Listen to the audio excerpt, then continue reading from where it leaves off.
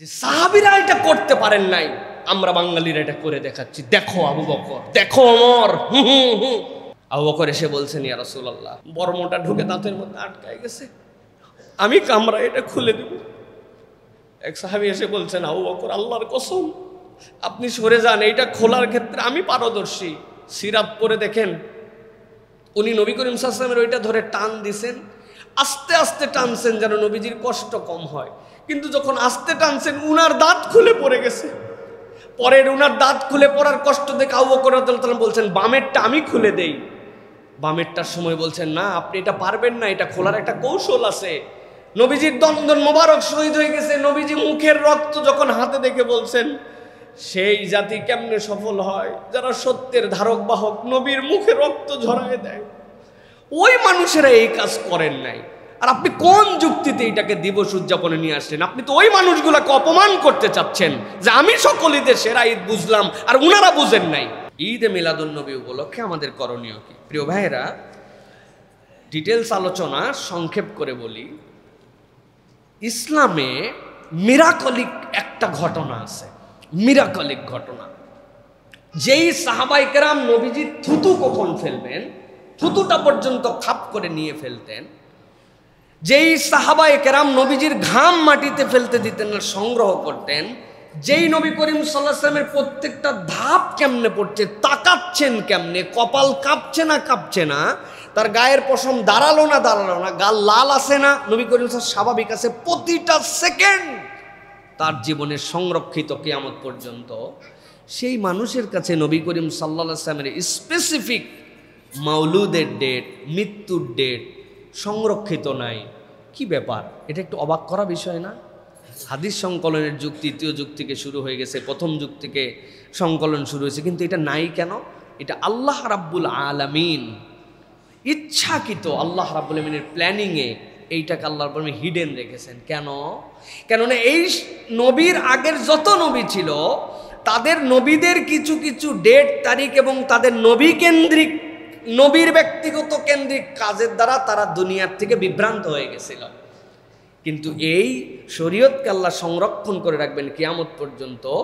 নবীর আচরণ দিয়ে, চরিত্র দিয়ে, বক্তব্য দিয়ে এই শরীয়তকে আল্লাহ সংরক্ষণ করবেন। কিন্তু ব্যক্তি নবীর পূজারী যেন কেউ না হয়, নবীজির আগমনে খুশি যদি কেউ না হয়, সে কি মানুষ? না, সে মানুষই হতে পারবে না। নবীর আগমনে খুশি, কিন্তু ডেট ফিক্স করে না। আপনি প্রতি মুহূর্তে খুশি। ডেট ফিক্স করে হলে সবার আগে আবু বকর, ওমর, ওসমান রাদিয়াল্লাহু তাআলা এই ডেট ফিক্স করে একটা অনুষ্ঠান করতেন। কথা ঠিক কিনা? আপনি যত বড় প্রেমিক হন নবী করিম সাল্লাল্লাহু আলাইহি সাল্লামের, আপনি তো নবী করিম সাল্লাল্লাহু আলাইহি সাল্লামের প্রেম, ওই যে রাসূলুল্লাহ সাল্লাল্লাহু আলাইহি সাল্লামের পরবর্তী যুগের যেই মানুষগুলা নবী করিম সাল্লাল্লাহু আলাইহি সাল্লামের ফিদা ছিলেন, ওই রকম আপনি প্রেমিক হতে পারবেন না। আপনি যত বড় প্রেমিক হন, নবী করিম সাল্লাল্লাহু আলাইহি সাল্লামের সামনে হাত দিয়ে দিছেন, হাতের মধ্যে ৭০টা তীর লাগছে, বেঁচে ছিলেন, আর নবীজি ডাক দিয়ে বলতেন, জীবন্ত শহীদ যদি দেখতে চাও তালহাকে দেখো, জীবিত আছে কিন্তু শহীদ। সুবহানাল্লাহি বিহামদি। নবীজির একজন উহুদের প্রান্তরে একজন মহিলা সাহাবী ছিলেন। নবীজি বলছেন, আমি অবাক হলাম, ডানে তাকাই দেখি সেই মেয়ে, তীর নিক্ষেপ করলে আমার বামে তাকাই দেখি সেই মেয়ে, সামনে দেখি সেই মেয়ে। নবীকে তীর মারতে লাগলে সেই বোরখাবৃত মেয়ে নবীর জন্য নিজের জীবন উৎসর্গ করতে ডানে বামে হয়ে গেছে। কিসের কিসের মহব্বত? কিসের আপনার আমার মহব্বত? আপনার আমার মহব্বত বহুত দেরি আছে। এই মানুষগুলা এই ডেট উদযাপন করতেন। আগমনে তারা খুশি ছিলেন না? ছিলেন, কিন্তু ডেট উদযাপনটা ইসলামী শরীয়তের মধ্যে ছিল না। নবী করিম সাল্লাল্লাহু আলাইহি সাল্লাম বলেছেন, উহুদের প্রান্তে দাঁড়ায়া, যার যেখানে লাশ সেখানে দাফন করো। নবীজি উহুদের প্রান্তরে আসে, সাহাবায়ে কেরাম যারা শহীদ হয়েছিলেন এমন ভাবে কথা বলতেন, মনে হচ্ছে জীবিত মানুষের সাথে নবী করিম সাল্লাল্লাহু আলাইহি সাল্লাম কথা বলছেন। কিন্তু যেদিন ৭০ জন শহীদ হয়ে গেলেন, আজরাস থেকে সবচেয়ে বেশি, তারপরে মদিনার আনসারদের মধ্যে থেকে, তারপরে সাহাবীদের মধ্যে থেকে, পরের বছর চলো, নবী করিম সাল্লাল্লাহু আলাইহি ওয়াসাল্লামের ডেটটা উদযাপন করতে পারতেন না। আপনি যত যুক্তি দেন আপনার যুক্তি কুলাবে না।